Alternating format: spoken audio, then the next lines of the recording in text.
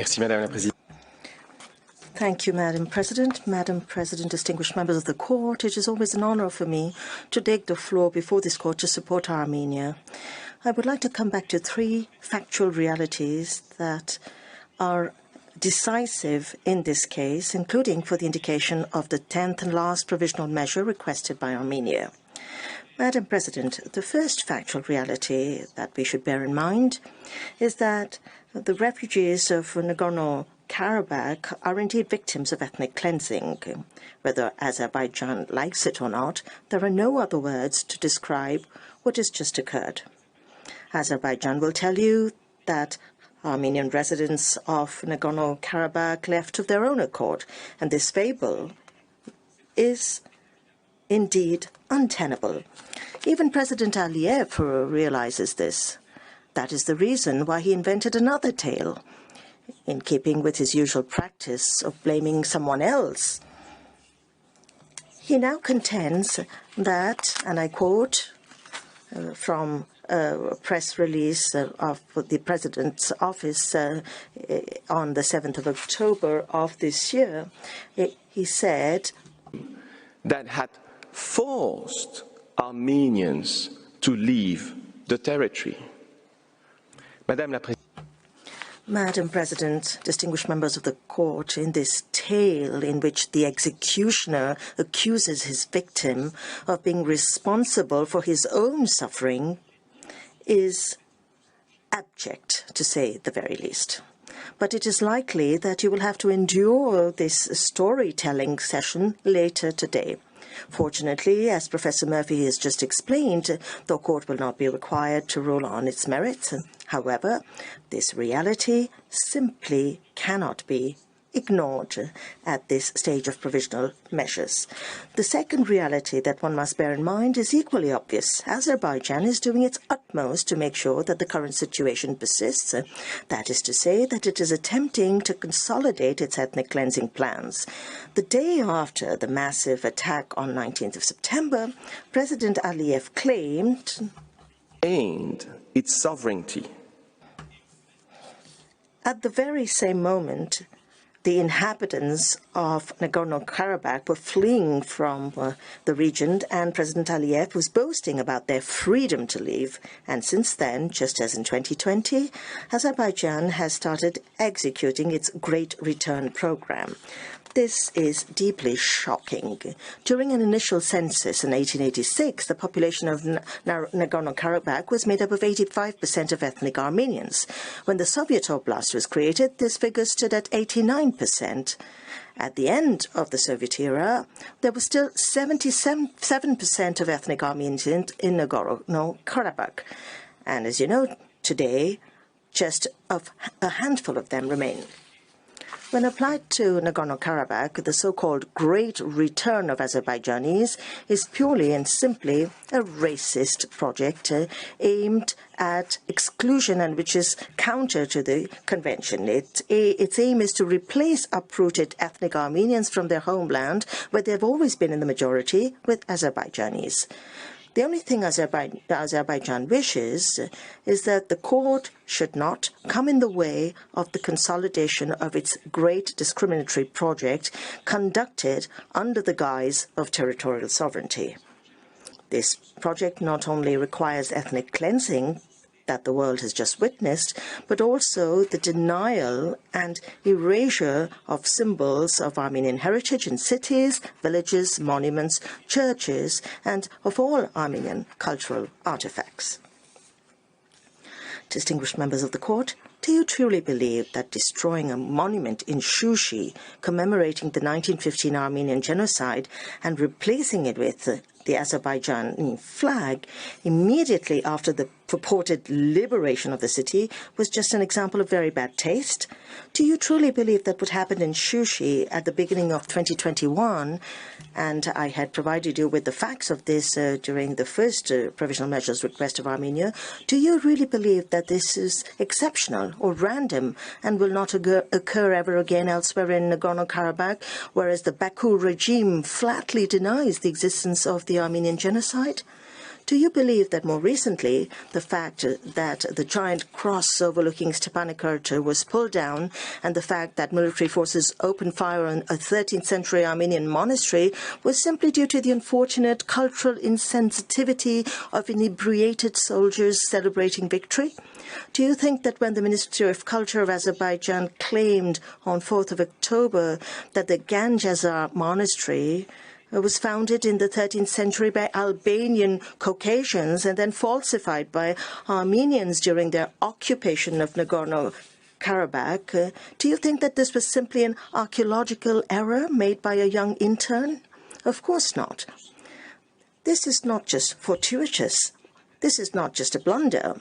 All this was clearly calculated, carefully thought through, and meticulously and progressively orchestrated with the sole purpose of consolidating ethnic cleansing plans in Nagorno-Karabakh and making it clear to Armenians once and for all that they were unwelcome there. President Aliyev's diplomatic advisor recently claimed, and I quote, C'est sur votre écran. We are deliberately refraining from putting up Azerbaijani flags. We know that there are still civilians and we know their fears. Isn't that a wonderful testament to the fact that ethnic Armenians from Nagorno-Karabakh indeed fear Azerbaijanis, including those who have remained there? But that is not it. This admission contains a lie, as the footage on the screen shows. Since the 19th of September, Azerbaijan adores placing its flag in Nagorno-Karabakh. And there's more still. In a letter addressed to the European Court of Human Rights on the 2nd of October that we have submitted as Appendix 140, and knowing that the presidential advisor was talking nonsense, Azerbaijan amended its statement, even while quoting it, so as to restrict its scope, or even at least attempt to restrict its scope in Stepanakert. That was renamed Chekindi. Not only did Azerbaijan try to deceive the court in Strasbourg, but it lied once again because, as you can see on the screen, Azerbaijan's flag was even placed on the most symbolic monument of the capital of Nagorno-Karabakh. Distinguished members of the court, the protection of the rights enshrined in the Convention requires that Armenian heritage in Nagorno-Karabakh be preserved, and Armenia requests the court to ensure the legal conditions for the safe return of ethnic Armenians to their ancestral homeland. These conditions are set out in the provisional measures that Professor Murphy detailed. Être particulièrement Armenia believes that it is particularly well placed to understand the need for security of the traumatized refugees from Nagorno-Karabakh and to know what measures are necessary to ensure their effective return. In this respect, the measures requested are also intended to anticipate all the tricks Azerbaijan is capable of pulling to prevent this return, including the pretext that the refugees' identity or property titles are non-existent since they were issued by the authorities of the so-called regime that Azerbaijan considers illegal, and that consequently, in the absence of a valid proof, the said refugees have no right to return to their homes. I would also like to remind you that, as the recent past has taught us, any measure requested by Armenia that you do not indicate will be celebrated by Azerbaijan as a go-ahead from your part. Azerbaijan will read your order as a alleged rejection of such and such Armenian requests, and therefore as an encouragement to do what the measure was intended to avoid, even though the measure actually ordered by the court, read and executed in good faith, necessarily but not implicitly prohibits the same conduct.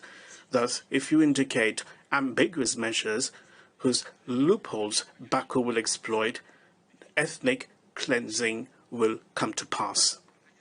Furthermore, distinguished members of the court, if you wait until you've ruled on the merits to thwart the ongoing plans of ethnic cleansing, on the pretext that this is a request for restitution, which our opponents might argue through legal subterfuge, it will be too late. Madam President, I'm coming to the third factual reality that must be borne in mind when ruling. It concerns the promises and assurances presented by Azerbaijan in an attempt to convince you that there is no need to indicate provisional measures. The first reason why Azerbaijan cannot be taken at its word is that its word alone is incapable of ensuring the return of traumatized refugees in Nagorno-Karabakh. If you think that this word is enough, you will have made an unfortunate contribution to President Aliyev's great work. The second reason why Azerbaijan's word cannot be trusted is because its word is totally inadequate and that what it says does not really commit it to anything. Let's take a closer look at Azerbaijan's so-called commitments. Do they concern the safety of Armenian political prisoners and the few dozen Armenians who remain in Nagorno-Karabakh? Not a word. Do they concern the preservation of the Armenian character of Nagorno-Karabakh? Not a word on this issue. Does Azerbaijan promise not to flood Nagorno-Karabakh with Azerbaijans? Not a word in this regard. On the contrary, the hastening of the Great Return has been announced.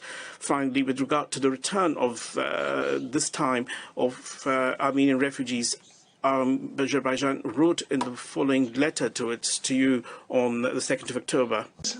That Armenian residents of Karabakh who decide to leave will have a right to return to Karabakh. Les mots employés. The words used and the conjugation of the verbs in the sentence are obviously important on the 2nd of October when Nagorno-Karabakh was almost emptied of its inhabitants. Azerbaijan claims to guarantee that the few Armenian residents of Karabakh who decided to leave their homeland will have a right to return. There's all there is to it. Is this an unconditional and secure guarantee of the right to return for all those who fled their homes on the 19th of September? Not at all. And Azerbaijan is well aware of this, as it never chooses its words at random. Similarly, the reintegration procedure proposed for the Armenian residents of Nagorno-Karabakh, which in the Karabakh region. Azerbaijan they say that this maintains that this registration procedure is purely voluntary, but the document it has submitted to you indicate that this registration is. Et puis ça veut dire. And what does that mean? Reintegration of Armenians of Nagorno-Karabakh who are still there, and above all, how does this registration procedure with a view to reintegration enables the return of refugees who are now in Armenia, or the protection of rights, particularly property titles of those who decide not to return? In particular, the 9th protective measure requested by Armenia is in no way superseded by this registration procedure. In fact, after presenting the registration as voluntary, Azerbaijan would have no problem considering unregistered places of residence and property titles as voluntarily abandoned, and therefore at the disposal of the Azerbaijanis. Whatever is said, all will be said to you later. Azerbaijan cannot be taken at its word. With regard to this dispute, one only needs to recall the many statements made to you by the agent of Azerbaijan, which was contradicted by facts, as the agent of Armenia recalled at the beginning of the hearing. Moreover, you have considered Azerbaijani statements made at this hearing to be insufficient to completely eliminate the risk of irreparable harm. The same is even more true here. Madam President, distinguished members of the court, all this leads Armenia to ask you to order the 10th provisional measure requested as well, namely to require Azerbaijan to report regularly on the implementation of your future order. And of course, Armenia is well aware that in December 2021, you considered such a request was not justified in the particular circumstances of the case. Since then, however, Azerbaijan as you know, on several occasions, has defied your authority. And may I remind you that it considers that your order of 6 July validated its checkpoint, closing the Latrine corridor, which is quite incredible. Above all, since then, the particular circumstances of the case have completely changed. Madam President, if you wish to reassure the Armenian men and women who fled their homelands, you must require Azerbaijan, pursuant to Rule 78 of the Rules of Procedure, to report regularly to you on the implementation of your future order, in the same way it required Myanmar to do so. The gravity of the situation, what is at stake in your future order, and the preservation of your authority require this. Moreover, Armenia, as you know, has been obliged to alert the court every time Azerbaijan has taken initiatives contrary to its international obligations, and this has led to bitter exchanges that have worn out Armenia, and no doubt the court, we therefore believe that such a measure will also contribute to the proper administration of justice. Madam President, distinguished members of the court, thank you for your attention. May I ask you, Madam President, to kindly invite the agent of Armenia, Dr. Karasko, to present his country's final submissions.